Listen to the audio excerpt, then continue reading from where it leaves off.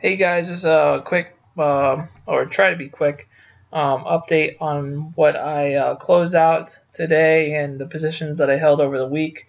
I ended the week up $590. I started out, I think, with about 300. Remember the first trade we took, I believe it was on Monday, was Netflix, and I opened that up on the first and closed it on the second. Which of course I ended up having 110s beforehand and ended up selling out of those and was stupid. So I got 261 bucks from that, and then I put that money to work right away. Ended up buying with what I had. Yesterday we had the Apple puts. We got those at 108, and we bought them for 241 and sold them for 372 with $130 of realized gain.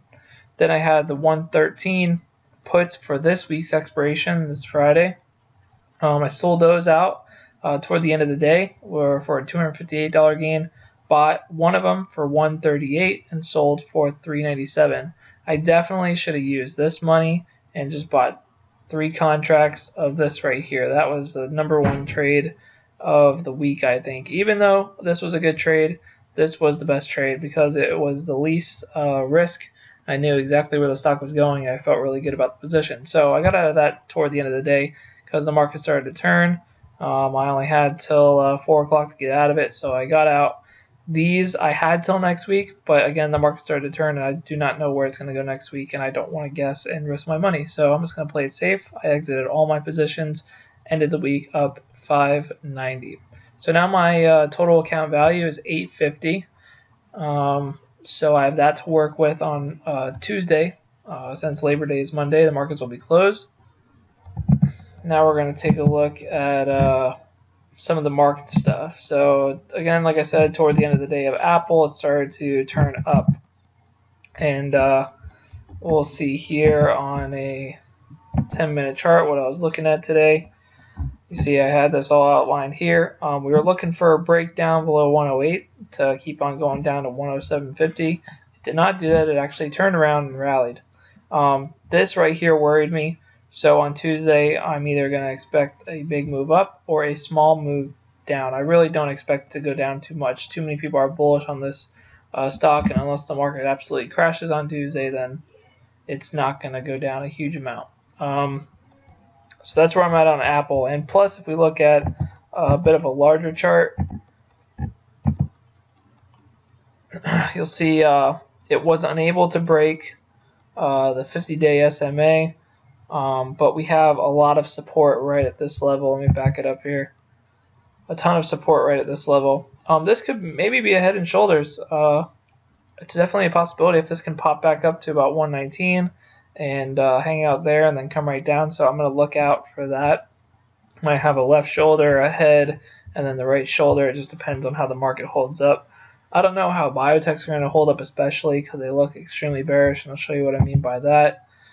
So I got out of my positions of Apple. I bought CLG puts for next week. I bought the 113s for $1 or $100, and then I ended up selling out of them for about 20 bucks less, so about 80 bucks.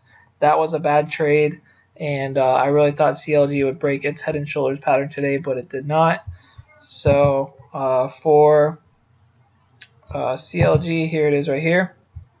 I thought I was going to break 114.53. Turns out it didn't. Instead, it decided to stay in this little channel, which annoyed the crap out of me. I think it's this channel right here.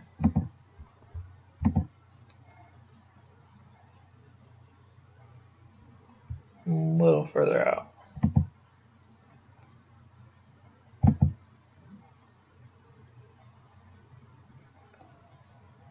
All right.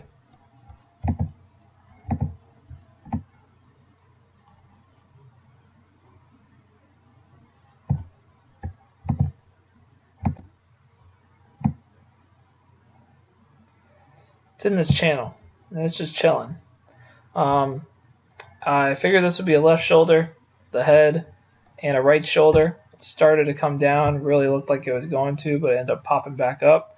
So I don't know if it's going to stay in this channel or if it's going to break out. On short term, it is right above the 20 and 50-day SMA. So I don't know what's going to happen there. That's why I also got out of that, just to find out. I'm also looking at Facebook big time, but it held over its 20-day SMA and looked pretty strong toward the end of the day. So that's another thing. Keep an eye on that. But who knows? Maybe it breaks this area right here and just keeps on going down. But we'll keep an eye out. I don't know. That's why I'm out of my positions. If we look at the Dow, you'll see that we have a left shoulder, a head, and possibly a right shoulder. So we might see a rally back up here to 17,307, which would be pretty impressive. But again, I don't know what's going to happen there. But I think we'll at least see a slight bounce to 16.5 or right around there. I don't think it's quite done yet. So I'm bearish and bullish on the market at the same time. Again, that's why I'm out of my position until I find out what the heck is going on. XLU, we broke the long-term trend line. We actually broke it. It's right about here. It ends up looking like that, really. And then coming down. This right here, left shoulder, head, right shoulder, and it's breaking below. So we might see that bring down the market. I don't know. So there's that. The utilities going down. And also we have IBB. So we also have a head and shoulders pattern there. This is where I really thought it was going to break, but it didn't for me, which was disappointing. So I was short CLG, and I figured it would make a huge move, but it did not. So here, major trend line. It's about a 5-year trend line here, or maybe not. Yeah, 5-year trend line here, and we have a left shoulder, a head, and forming a right shoulder. Could possibly come up further, but I don't know how much further it could possibly make it. But we are sitting right at this trend line. If it breaks below that, then we'll see it to probably 311 and then even further down. My guess, if it breaks, we'll hit 311, we'll bounce up, and then we'll go right back down. So we're keeping an eye out on all the biotechs. Trying to think of anything else. Bank of America actually looks kind of bearish, sitting right down on the 50-day SMA. Couldn't break it today, and we got this trend line here. If it breaks below 1520, it's going to fly right down about 50%.